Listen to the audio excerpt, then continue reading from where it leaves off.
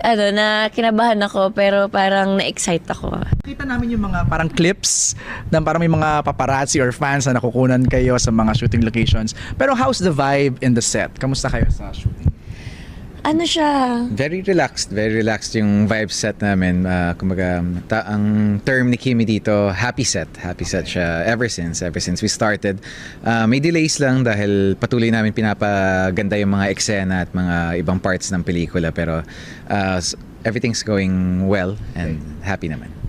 Yes, exciting kasi and daming nilang nakikita na mga, syempre mga pictures and videos sa social media, pero na-excite kami na malaman nila kung ano talaga yung kwento ng My Love Will Make You Disappear. Parang na-curious nga kami kasi yung teaser na pinakita niya parang wala pa parang di namin yung picture kung Umulan, nung nagkita tumigil yung ulan. Kumbaga, wala pang narrative wala pang storya yung Wala teaser. pa.